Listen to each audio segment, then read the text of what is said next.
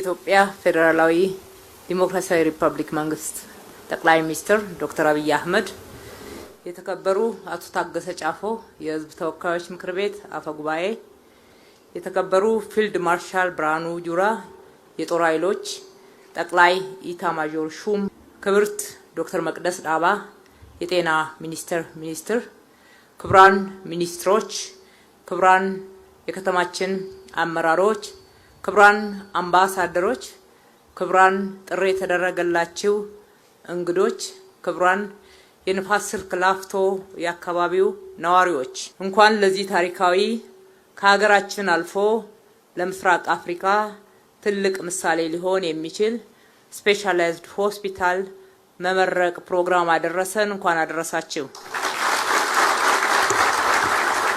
ዛሬ የተገናኘ ነው አዲስ አበባችን በአፍሪካ ብሎም በዓለም አቀፍ መድረክ የጤና ቱሪዝም መዳረሻ የሚያደርጋትን የህዝባችንንም የጤና አገልግሎት በአዲስ ከፍታ ላይ የሚያስቀምጠውን የዘመናችን የሕክምና ልቀት መሳሪያ ተሟልቶለት የላፍቶ ስፔሻላይዝድ ሆስፒታል ለምርቃት ስለበቃ በጋራ እና በስር ዘንድ ነው።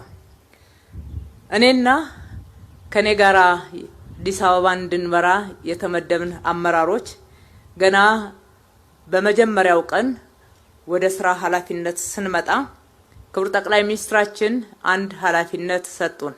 እሱም አዲስ አበባን የጤና ቱሪዝም ማዕከል ለማድረግ ስሩ የሚል ነበር። በሌላ በኩል ይህ ዛሬ የምንገኝበት ቦታ ከለውጡ በፊት ሆስፒታል ለመገንባት 2 ጊዜ መሰረተ ድንጋይ ተቀምጦ ለምርጫ ሲባል ነበርና ሳይገነባ በመቅረቱ የአካባቢው ማህበረሰብ በጣም በመበሳጨት አካባቢውን የየራሳቸው ስራ ጀምረውበት እንደነበረ ነገሩን።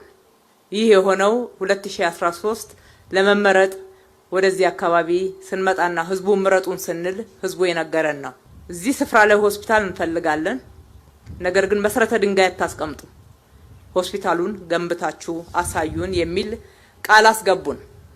እኛም በመንግስትና በህዝብ የተሰጠንን አደራ የመንግስትን ጀምሮ የመጨረስ ባህሪ መሰረት በማድረግ ዛሬ ቃልም በተግባር ፈጽመን ከኢትዮጵያ አልፎ የአፍሪካ የጤና ማዕከል የምርምር የፈውስ ልቀት በቁርጠኝነትና በተሻለ የስራ ባህል እንሆ ብለን አጠናከን ዛሬ ላይ መድረስ ችለናል።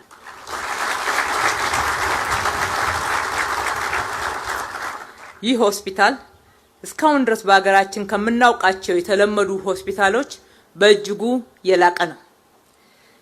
ይህም በጤናው ዘርፍ የኢትዮጵያን አዲስ የብልጽግና የለውጥ ከፍተኛ የቴክኖሎጂ ምዕራፍ ያበሰረ አንዱ አሻራችን ሆኗል። ክቡር ጠቅላይ ሚኒስትር፣ ክቡራትና ክቡራን፣ ይህ በ5.4 ሄክታር መሬት ላይ ያረፈ 17 ዘመናዊ ህንፃዎችን አስተሳስሮ የያዘ በአንድ ጊዜ እስከ 500 ህሙማንን አስተኝቶ የማከም አቅም ያለው ሆስፒታል ነው።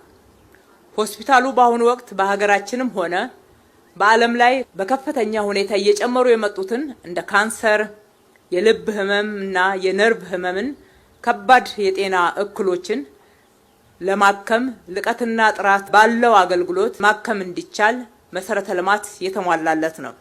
በመሆኑም የዚህ ሆስፒታል መገንባት ለሕክምና ወደ ውጪ የሚደረገውን ጉዞ፣ እንግልት፣ ወጪ ሊያስቀር የሚችል ነው። የላፍቶ ስፔሻላይዝድ ሆስፒታልን ብቸኛ ልዩ የሚያደርገው በዓለም ላይ ያሉ የመጨረሻ ቴክኖሎጂ ውጤቶችም ሆኑ በሰው ሰራሽ አስተውሎት ወይም አርቲፊሻል ኢንተለጀንስ የሚደገፉ እጅግ የረቀቁ መሳሪያዎች ያሉት መሆኑ ነው። ይህ ማለት በሆስፒታሉ ውስጥ ሁሉም አገልጋዮች ወይም ደግሞ ስፔሻላይዝድ ያደረጉ ባለሙያዎች ያስፈልጉናል ማለት አይደለም። ከውጪ ጭምር በሲስተሙ ሕክምናውን ማገዝ የሚቻልበትና ተቀናይቶ መስራት የሚቻልበትን እድል የከፈተ ነው። መሳሪያዎቹን ጥቂት ለመጥቀስ ያክል ፒቲ ስካን የቅድመ ካንሰር ምርመራ ማሽን በምስራቅ አፍሪካ የመጀመሪያ የሆነ ሰው ሰራሽ አስተውሎት የተገጠመለት የ2026 የመጨረሻው ዲጂታል ቴክኖሎጂ ነው። ሁለተኛው በኢትዮጵያ የመጀመሪያ የሆነ 3 ቴስላ ኤምአርአይ ሂሊየም ትነትን ሙሉ በሙሉ የሚያስቀር ድንቅ መሳሪያ የተገጠመለት መሆኑ ነው። ሶስተኛው ሲቲ ስካን 640 ስላይት ልብ ለአንድ ጊዜ ምታት ሳትጨርስ ሙሉ ምርመራ በማድረግ ፈጣን ምርመራ የሚያደርግ ቴክኖሎጂ የተገጠመ መሆኑ ነው። በሌላ በኩል የልብና የደም ስር ላቦራቶሪ ወይም ካት ላብ የሚባለው በቀጭን ደም ስር በመግባት የልብና የአንጎል ደም ስሮችን በአጭር ጊዜ በመመርመርና በማከም በድምጽ ጭምር የሚታዘዝ የዘመኑ የመጨረሻው ቴክኖሎጂ መሳሪያ ማስገባታችን ነው። ሌላው 3D ማሞግራፊ የጡት ካንሰር በቅድሚያ ለመመርመርና በሁሉም አቅጣጫ የናሙና ምርመራ ለመውሰድ የሚያስችል የረቀቀ መሳሪያንም ማስገባትና የሆስፒታል ግብአት ማድረግ ችለናል። እንዲሁም ሮቦቲክስ ላቦራቶሪ ሙሉ በሙሉ ከሰው እጅ ንክኪ ነፃ የሆነ የሰውን ስህተት በማስቀረት ፈጣን ጥራቱን የጠበቀ ውጤት የሚሰጥ በሀገራችን የመጀመሪያው የላቦራቶሪ ስርዓትን እውን ማድረግ የቻልንበት ነው። ከዚህም ባሻገር ዘመኑ የደረሰበትን የመጨረሻ ቴክኖሎጂ ውጤት የሆኑ የአልትራሳውንድ የዲጂታል ኤክስሬይ ማሽኖችም ተገጥመውለታል። ክቡር ጠቅላይ ሚኒስትር፣ ክቡራትና ክቡራን፣ ይህ ሆስፒታል ለአሰራር ዘመናዊነትና ለአረንጓዴ ልማት ያለንን ቁርጠኝነት አጣምሮ የያዘ ነው። ሙሉ በሙሉ በዲጂታል ስርዓት የሚመራ ከወረቀት ነፃ የሆነ የኤሌክትሮኒክስ ሜዲካል ሪከርድ ሲስተም ተደርጎለታል። ከዚህ በተጨማሪ በሰዓት እስከ 80 ሜትር ኩብ ድረስ ኦክሲጂን ማምረት አቅም ያለው የሜዲካል ጋዝ ማምረቻ ጭምር ተገጥሞለታል። ይህ ደግሞ ከራሱ አልፎ በየጤና ጣቢያዎቻችን ያለውን የኦክሲጂን እጥረት ለመቅረፍ የሚያስችል እዚህ አምርተን ለጤና ጣቢያዎቻችን ማከፋፈል የምንችልበትን አቅም ፈጥረናል። በብዙ ሆስፒታሎች የሚያጋጥመውን የኢንፌክሽን እና መሰል ችግሮችን ለማስቀረት የሆስፒታሉ ግድግዳዎችና ወለሎች አንቲባክቴሪያል በሆኑ እቃዎች የተገጠሙ ናቸው።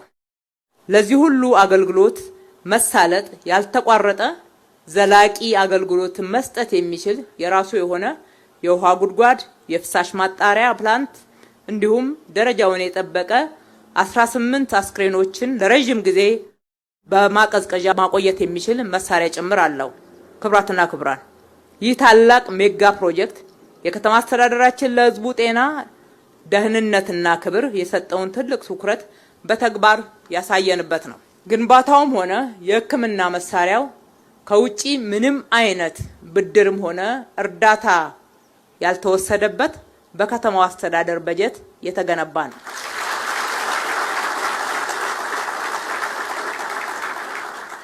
ላፍቶ ስፔሻላይዝድ ሆስፒታል ወደ ስራ መግባት ለኢትዮጵያውያን ብቻ ሳይሆን ወደ ከተማችን በተለያዩ ምክንያት ለስራ የመጡ የውጭ ዜጎች ከተማችን ሶስተኛው የዲፕሎማሲ ማዕከል እንደመሆኗ ለዲፕሎማቶች ወደ ውጭ ሕክምና ፍለጋ ለሚሄዱት እንዲሁም ለጎብኚዎች፣ ለኢንቨስተሮች በከተማችን እምነት የሚጣልበት ሕክምና አገልግሎት እንዲያገኙ ሊያደርግ የሚችል ነው።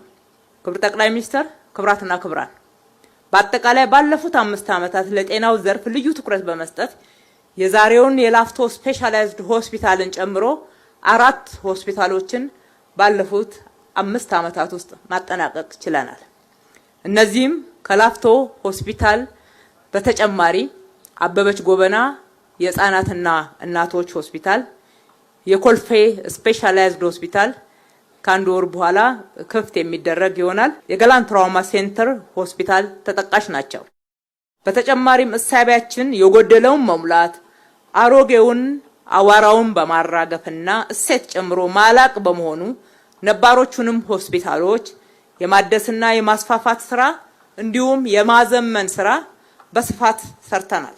ለአብነትም ዳግማዊ ምኒልክ ሪፈራል ሆስፒታልን በማስፋት አዳዲስ ግንባታዎችን ጨምረንለት የኩላሊት እጥበት፣ የአይን ስፔሻላይዝድ ሕክምና፣ የዲኤንኤ፣ የዶፒን፣ የፎረንሲክ ምርመራ ማዕከል እንዲሆንና እንዲደራጅ በአግባቡ ሰርተናል። በተጨማሪም የዘውዲቱ መታሰቢያ ሆስፒታልንም የቀድሞውን አገልግሎት እጥፍ ማድረግ በሚችል 2 ህንጻዎችን ጨምረን የህፃናት ህብረተሰብ ስፔሻላይዝድ ዘመናዊ ጠቅላላ ህክምና ጨምረን አጠናቀል አገልግሎት ክፍት አድርገናል። በተመሳሳይ ራስ ደስታ ዳምጠው መታሰቢያ ሆስፒታልንም አገልግሎቱን በእጥፍ ደረጃ ማሳደግ የሚችል ግንባታን ጨምረን ከግንባታ ያለፈ ደግሞ ለሁሉም ለነኚህ ለተጠቀስኳቸው ሆስፒታሎች በነባር ሆስፒታሎቹ የሲቲ ስካን፣ የኤምአርአይ፣ የኦክሲጂን ፕላንት የመሳሰሉት ተጨምሮላቸው እንዲሁም ለዘመናዊ አገልግሎት ብቁ እንዲሆኑ ተደርገዋል። እነሱ ጋም በተጨማሪ የህክምና መገልገያ ወይም ደግሞ መረጃዎች ዲጂታላይዝ ተደርገዋል፣ ወረቀት አልባ እንዲሆኑ ተደርጓል። ከዚህም ባሻገር ወደ ማህበረሰቡ ቀረብ ያለ ጥራት ያለው አገልግሎትን ተደራሽ ለማድረግ ለ40 የጤና ጣቢያዎች ማስፋፊያ አድርገንላቸው አገልግሎትና የአገልግሎት ጥራታቸውን ከፍ አድርገናል። 9 የመጀመሪያ ደረጃ ሆስፒታልን የሚመጥኑ አዳዲስ ጤና ጣቢያዎችም ገንብተን ለአገልግሎት ክፍት አድርገን ቀላል የሚባሉ ፕሮሲጀሮችን ጭምር አገልግሎት የሚሰጡ መሆን ደረጃ ላይ ደርሰዋል። በጥቅሉ በጤናው ዘርፍ በተሰሩ የመሰረተ ልማት ግንባታዎች እንዲሁም ዲጂታል ዘመናዊ አገልግሎትን በማሳለጥ በኩል በተሰሩ ጥቅል ስራዎች ከለውጡ በፊት የነበሩ 1384 አልጋዎች በ2811 አልጋዎች በማሳደግ በአሁኑ ወቅት በአጠቃላይ በከተማ አስተዳደሩ ስር የሚተዳደሩ የጤና ተቋማት የአልጋ ወይም ደግሞ አስተኝቶ የማከም አቅም ወደ 4195 አሊያም ወደ 2 እጥፍ ከፍ ማለት ችሏል። ይህ በዚህ እንዳለ በጤና ፖሊሲያችን እንደተቀመጠው አክሞ ማዳን ብቻ ሳይሆን ዋናው ትኩረት መከላከል ላይ አዲስ አበባን ከብክለት ለመታደግና ለመከላከል ወንዞቻችንን በማጽዳት ጽዱ አረንጓዴ ህፃናት ቦርቀው የሚያድጉባት አካባቢዎችና ሰፈሮችን በመገንባት በቂ ስፖርት ማዘውተሪያዎች የእግረኛ መንገዶችን በማስፋት ለመኖር ምቹ የሆነች ከተማ አድርገን በርካታ ሰፈሮችን መቀየር ችለናል። ይሄ ከጤና አንፃር ትልቅ ትርጉም የሚሰጠው ነው። ሆስፒታሉን መገንባትና በዘመናዊ መሳሪያ ብቻ ማሟላቱ በቂና ተፈላጊ የሆነውን አገልግሎት ይሰጣል ማለት አይደለም። በመሆኑም አስቀድመን አስበንበት የሆስፒታሉ አስተዳደር በመንግስትና በግል አጋርነት የሚመራ ሀብታምም ደሃውም ሊታከምበት የሚችል የአስተዳደር ስርዓትን አደራጅተናል። በአጠቃላይ በጤናው ዘርፍ ባለፉት 5 ዓመታት ብዙ ጥራት ማሻሻያ ፕሮጀክቶችን በመተግበር ባከናወናቸው የጤና አገልግሎት ጥራት አመላካች አሃዶችን ስንመለከት በዘላቂ ልማት ግቦች ኤስዲጂ 2030 የተቀመጡ ዓለም አቀፍ ኢላማዎችን ከሚጠበቅብን ጊዜ በፊት ማሳካት ችለናልና እንኳን ደስ ያለን። ይህ ታላቅን ይህንን የምስራቅ አፍሪካ ቁንጮ ተቋም እውን እንድናደርግ ክቡር ጠቅላይ ሚኒስትራችን ዶክተር አብይ አህመድ ለሰጡን የስራ አቅጣጫና የቅርብ ድጋፍ ከልቤ ማመስገን እወዳለሁ። እንዲሁም አብራችሁ ሌት ተቀን ለደከማችሁ ከጉልበት ሰራተኞች ጀምሮ መሐንዲሶች፣ የሕክምና ባለሙያዎች፣ የዲዛይንና ግንባታ ቢሮ፣ የጤና ቢሮ፣ የስራ ተቋራጮች፣ አማካሪዎች እንዲሁም ሆስፒታሉን በአስተዳደር ወይም ደግሞ ኦፕሬሽኑን በማደራጀት በፓብሊክ ፕራይቬት ፓርትነርሺፕ ስራ ውስጥ የተሳተፋችሁ በከተማ አስተዳደሩና በተገልጋዩ ማህበረሰብ ስም ከልቤ ማመስገን እወዳለሁ። ፈጣሪ ኢትዮጵያና ህዝቦቿን ይባርክ። አመሰግናለሁ።